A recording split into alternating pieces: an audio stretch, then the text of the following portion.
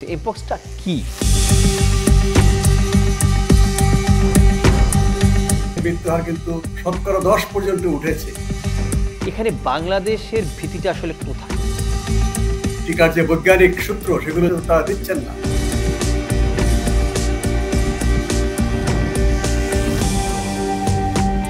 Corona মহামারীর ভয়াবহ অভিজ্ঞতা আমাদের আছে। এতে করে যে প্রাণহানি, ব্যাপক আক্রান্ত এবং নানা ধরনের প্রভাব, তার রেশ কিন্তু আমাদের এখনও পোহাতে হচ্ছে। এর মধ্যে গত বছর বাংলাদেশের ইতিহাসে সবচেয়ে বেশি ডেঙ্গুতে আক্রান্ত হয়েছিল এবং মানুষও মারা গেছে সবচেয়ে বেশি। এই অবস্থার মধ্যে এখন একটা নতুন রোগের আবির্ভাবের কথা শোনা যাচ্ছে। এর নাম হচ্ছে এমপক্স। মূলত আফ্রিকায় ছড়িয়েছে বেশি করে, কিন্তু এরই মধ্যে বিশ্ব স্বাস্থ্য সংস্থা এটিকে জনস্বাস্থ্য জরুরি অবস্থা ঘোষণা করেছে। বিশ্বায়নের এই যুগটাতে, যেখানে এক দেশ থেকে আরেক দেশে দ্রুততার সাথে সব কিছু ছড়িয়ে পড়ে, সেই জায়গাটাতে রোগের প্রাদুর্ভাব এক দেশে ছড়ালে অন্য দেশে যে দ্রুত ছড়িয়ে পড়বে, এটা অমূলক কিছু নয়। এমনকি দক্ষিণ এশিয়ার দেশ পাকিস্তানেও কিন্তু এমপক্সের রোগী পাওয়া গেছে। এমপক্সটা কি আর কেনই বা এতে এত ভীতি এবার দেখা দিয়েছে? এটার মৃত্যু হার কোভিডের চাইতে বেশি, কিন্তু কোভিড বাতাসের মাধ্যমে, হাঁচি কাশির মাধ্যমে ছড়িয়েছে খুব দ্রুত। অনেক মানুষ একসঙ্গে আক্রান্ত হয়েছে, হাজার হাজার মানুষ। এটা অতটা ছড়াচ্ছে না, কিন্তু আগের যেই ধরন তার চেয়ে বেশি ছড়াচ্ছে। তবে মৃত্যুহার কঙ্গোতে যে ক্লেড 1, এতে মৃত্যুহার কিন্তু 10% পর্যন্ত উঠেছে। এমপক্স নিয়ে এবারের ভীতিটা আসলে একটু ভিন্ন কারণে, কারণ এখানে একটা নতুন স্ট্রেন যুক্ত হয়েছে, যেটা কিনা এখনো পর্যন্ত এর ভয়াবহতাটা নির্দিষ্ট করা যাচ্ছে না, বিজ্ঞানীরা বুঝতে পারছেন না। এখানে বাংলাদেশের ভীতিটা আসলে কোথায়? আমাদের সাথে আফ্রিকার যদিও সরাসরি যোগাযোগ নেই, কিন্তু পরোক্ষ যোগাযোগ তো রয়েছে। কঙ্গো প্রজাতন্ত্র বর্ণদেশেও আমাদের শান্তিরক্ষী বাহিনী কাজ করছেন, এবং শান্তিরক্ষী বাহিনীর সাথে সেখানে বেসামরিক লোকজনও আসেন, ব্যবসা বাণিজ্য সেখানে হচ্ছে। মধ্য আফ্রিকা এবং পশ্চিম আফ্রিকাতে আমাদের দেশের শান্তিরক্ষী বাহিনীর কর্মরত সদস্য রয়েছেন। কাজেই সেক্ষেত্রে যাওয়া আসা তো আমাদের সাথে আছেই।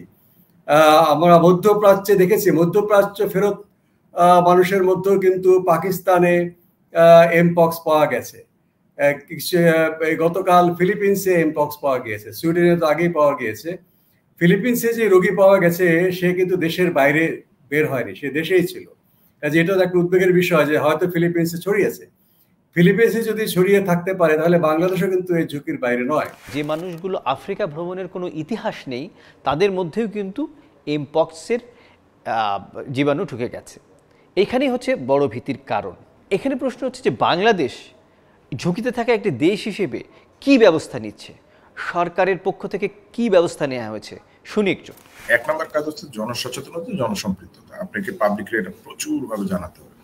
সেকেন্ড জিনিস হচ্ছে আপনার বর্ডারকে লক করা, কারণ আপনার দেশে তো এটা নেই, তার মানে বর্ডারকে লক করা। এখন আমরা তো আর আফ্রিকায় থাকি না, আমরা আছি এশিয়ায়। তাহলে আমার কি হবে, ইন্টারন্যাশনাল এয়ারপোর্ট গেটওয়ে দিয়ে ঢুকবে। বাংলাদেশে ইন্টারন্যাশনাল এয়ারপোর্ট কটা? 3টা। ঢাকার Hazrat Shahjalal international airport, চিটাগংয়ের Shah Amanat international airport এবং সিলেটের ওসমানী ইন্টারন্যাশনাল এয়ারপোর্ট।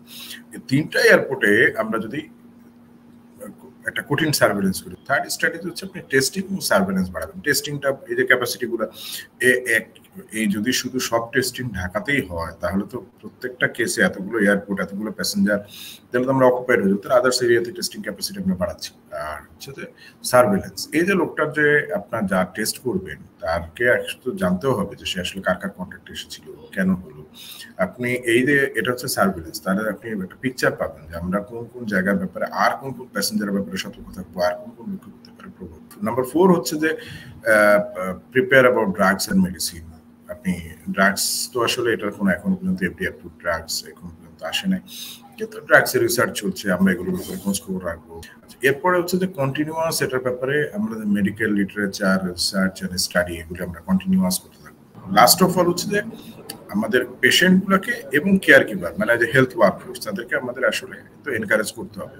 আর আমার হেলথ ওয়ার্কফোর্সকেও আমরা আলাদাভাবে ট্রেন করে আমরা যদি তাদেরকে মাস্ক, গ্লাভস এগুলো দিয়ে সমস্ত প্যাসেঞ্জার অ্যাটেন্ড করতে দিই, তাহলে ওর কাছ থেকে ওটা ছড়াবে না, ও কনফিডেন্টলি প্রত্যেকটা পেশেন্ট ডিল করতে পারবে। That's all our preparation. এ ধরনের মহামারীর থেকে সুরক্ষা পেতে টিকা একটা খুব বড় ধরনের ভূমিকা পালন করে, যেটা করোনার সময় আমরা দেখেছি যে অতি দ্রুত সময়ের মধ্যে করোনার টিকা আবিষ্কার করে কোটি কোটি মানুষের প্রাণ বাঁচানো সম্ভব হয়েছে।